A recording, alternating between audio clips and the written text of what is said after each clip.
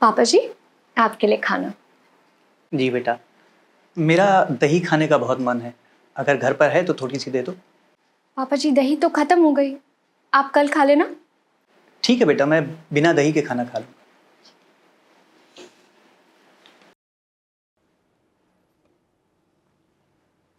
अंशुल बेटा, आज तुम इतनी जल्दी घर पर? तुम्हारी तबीयत तो ठीक है? जी पापा, मेरी तबीयत बिल्कुल ठीक है। एक्चुअली आज क्लाइंट से मीटिंग अपने एरिया में थी, इसलिए मैंने प्रिया को पहले ही फ़ोन कर दिया था कि आज लंच घर पर ही करूँगा। अच्छा बेटा, तुम आराम से खाना खाओ, मैं अपने कमरे में थोड़ी देर आराम कर लेता हूँ। जी ठीक है पापा। मैं आपके लिए खाना लगाती हूँ, आप तब तक फ्रेश हो जाइए। ठीक है।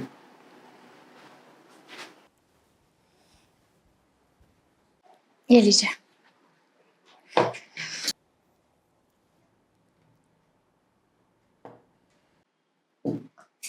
क्या हुआ अंशुल, आप दही नहीं खा रहे? नहीं, मेरा गला थोड़ा ख़राब है, इसलिए खटाई अवॉइड कर रहा हूँ। ओह, कोई बात नहीं, आप खाना खा लीजिए। खाना खाने के बाद मैं आपके लिए अदरक वाली चाय बना दूंगी, उससे आपके गले को आराम मिलेगा। ठीक है पापा, आप अच्छे से तैयार हो जाइए, हमें कोर्ट चलना है। कोर्ट? कोर्ट किस लिए? पापा, आप शोभा आंटी को तो जानते ही हैं, उनके हस्बैंड की डेथ हुए कई साल हो चुके हैं। मैंने उनसे बात कर ली है और वो भी आपसे शादी करने के लिए तैयार हैं।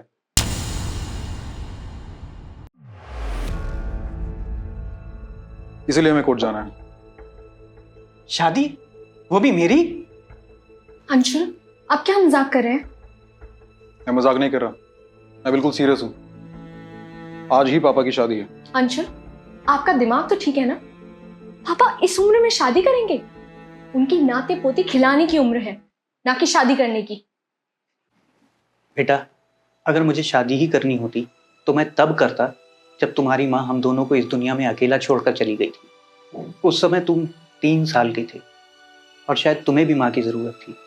लेकिन बेटा, मुझे यही डर था कि जो तुम्हारी माँ बनकर इस घर में आएगी वो तुम्हें माँ का प्यार दे भी पाएगी या नहीं।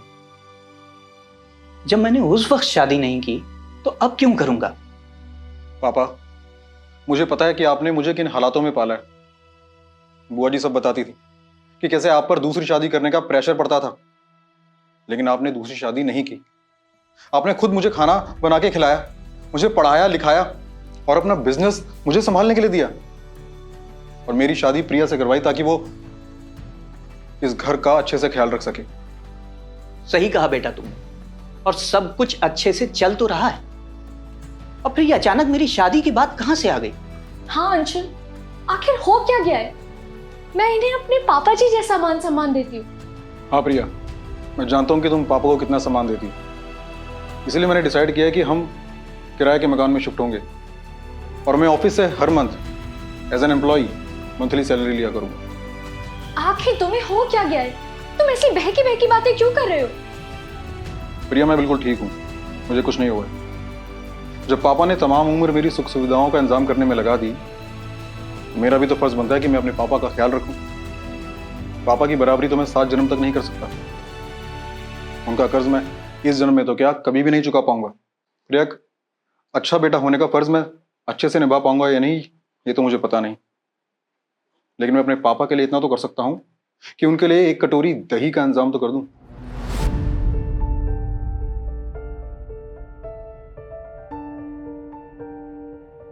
मेरा दही खाने का बहुत मन है। अगर घर पर है तो थोड़ी सी दे दो। पापा जी, दही तो खत्म हो गई, आप कल खा लेना। ठीक है बेटा, मैं बिना दही के खाना खा लूँ।